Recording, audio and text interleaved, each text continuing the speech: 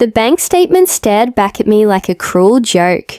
Where $47,000 in college savings should have gleamed, only $89 remained. The money I'd earned through 3 years of part-time jobs, every birthday gift, every scholarship I'd won, gone, vanished, stolen by the very people who promised it was mine, sweetheart. This was a family decision, Dad said, his voice carrying that familiar tone of absolute authority. Nathan needs this more than you. You're smart, you'll figure it out. But I didn't figure it out. Not that year. Not the next. While my brother drove around town in his Burger Kingdom food truck, posting Instagram stories of his hustle, I lived on instant noodles and worked 3 jobs just to survive. The business failed 6 months later. Nathan blamed the economy. Mom and Dad looked disappointed, but never guilty. When they came crawling back 2 years later, asking for more money for his new app, I finally understood something terrifying. They didn't see me as their daughter. They saw me as their ATM.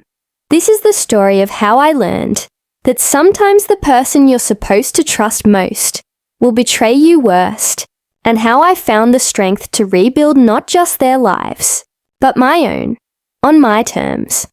I was 17 when I learned that blood isn't always thicker than water. In fact, sometimes it's just thinner than promises. Growing up in our suburban prison, I understood the family dynamics like a well-memorized script.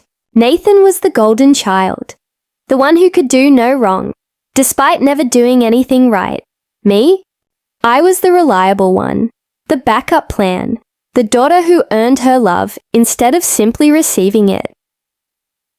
While Nathan partied until dawn, I studied until sunrise. While he dreamed of becoming a DJ, then a carpenter, then a gym owner, I built a future with my own hands. Every dollar I saved, every achievement I earned, every sacrifice I made, it was all for that college fund. My ticket out of mediocrity. The account showed my name. The deposits came from my summer jobs.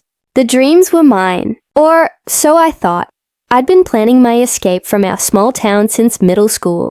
While other kids worried about prom dates, I researched universities, applied for scholarships, and mapped out my future with the precision of a military strategist. My room was covered with college brochures, application deadlines, and financial aid calculators. I knew the cost of every dream school, the acceptance rates, the requirements. I had it all planned down to the last detail. Nathan, 3 years older, was the family's perpetual comeback kid. 1 month it was DJing at local clubs, the next it was building custom furniture, then opening a revolutionary gym concept.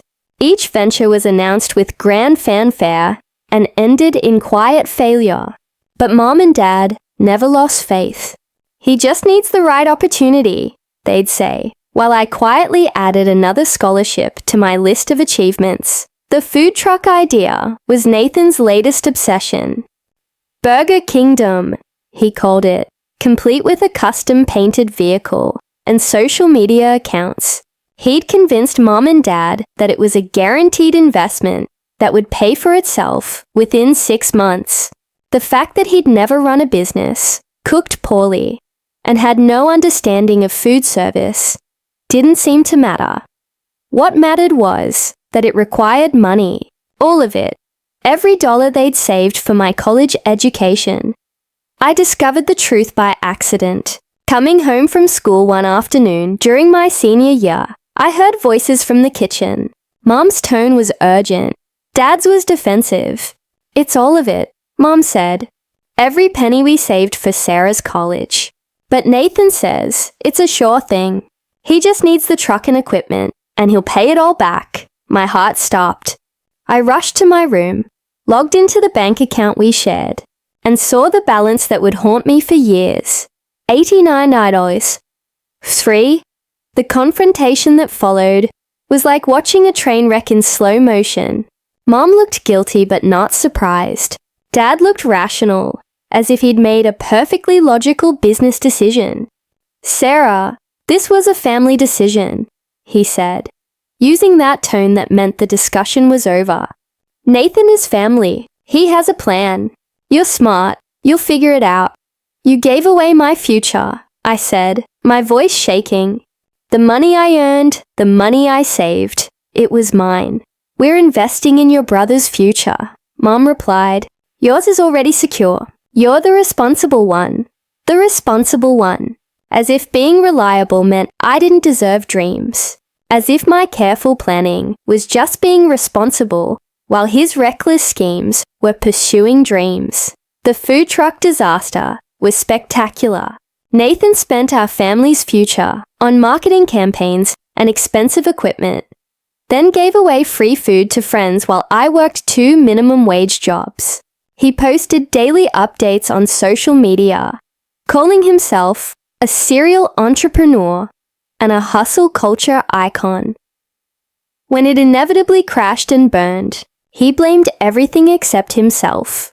The economy, the location, the haters, who didn't believe in his vision. Mom and Dad nodded sympathetically, as if financial destruction was just a phase. Meanwhile, I was deferring my college admission, working at a bookstore during the day and cleaning offices at night, surviving on instant noodles and determination. I applied for every scholarship I could find, wrote countless essays, filled out endless financial aid forms. I took out student loans with interest rates that made my stomach turn. While Nathan moved on to cryptocurrency scams, I learned that resilience isn't a gift. It's a skill you develop when everyone else gives up on you. State school became my reality. Student loans became my burden. Part-time jobs became my life. I had no social life, no weekends, no peace, but I graduated with honors, buried in debt, but with a fire in my chest they couldn't extinguish. I moved out, never looked back. I found a stable job in tech, built a life that was quiet but secure. I didn't go to family dinners. I didn't answer their calls. And they didn't chase me either. Not until 2 years later. Sarah, honey, can we talk? Dad's voice was careful, diplomatic. Nathan has a new idea. It's an app this time. He's got a team, a prototype. We're really excited, but he needs funding.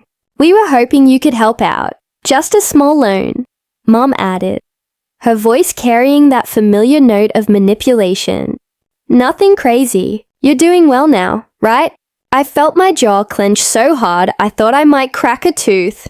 It was a family decision, I said coldly, echoing his own words from years before. Nathan is family. I'm your daughter. But it's your brother, Mom said, trying the old guilt trip. And I'm your daughter, I snapped. But that never mattered when you chose him over me. I hung up. 2 weeks later, a handwritten letter arrived in the mail. Mom's flowy cursive, wrapped around words designed to make me feel guilty for having boundaries. She wrote about Nathan's depression, his need for family support, his potential that was just waiting to be unleashed. At the end came her specialty, the guilt weapon she'd used for years. You always were the strong one. Don't let that strength turn into bitterness. Bitterness? As if my pain and betrayal were just a bad attitude problem. As if their wounds were something I could cure with forgiveness and a loan. I didn't respond. I didn't call. I tried to move forward with my life. But their requests kept coming. Text messages, phone calls, letters from Mom, even a visit from Dad to my apartment. They were relentless in their pursuit of my money to fund Nathan's next disaster. Then Aunt Sarah called with news that shattered my comfortable anger. They were bankrupt. Nathan had taken loans in their names, defaulted on them, and left them with nothing but debt and shame. They were losing the house, facing bankruptcy, and he had disappeared to regroup somewhere else. The drive to their house took 3 hours, but it felt like traveling back to my childhood. To the little girl who believed that hard work would be rewarded, that promises meant something, that family was supposed to matter. Mom opened the door, aged and broken. Dad stood behind her like a man who'd lost everything he thought mattered. We're sorry, she whispered, reaching for my hand. We were blind. I looked at them. These people who'd shaped my worldview, who'd taught me that love comes with conditions and that some children matter more than others. For years, I'd carried their rejection like a stone in my chest. I'll help, I said finally, but on my terms. No more loans to Nathan. No more second chances for his schemes.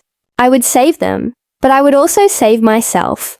From their expectations, their manipulation, their inability to see me as anything more than their backup plan. The months that followed were about more than money. They were about power, about reclaiming the narrative they'd written for me, about proving that the overlooked daughter could be the strongest one of all. I helped them restructure their finances, pay off their most urgent debts, and get back on their feet.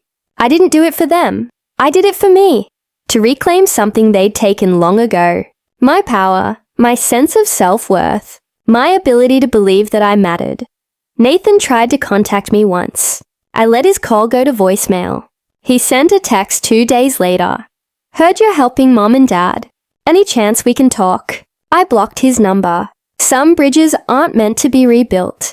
Standing on that conference stage, telling my story to strangers who understood my pain, I realized something profound. I hadn't just saved my parents financially. I'd saved myself emotionally. I'd learned that sometimes the best revenge is building a life so strong that their approval no longer matters. The girl who once believed that hard work would be rewarded had become a woman who knew that hard work is its own reward. And that, finally, was a promise I could keep to myself.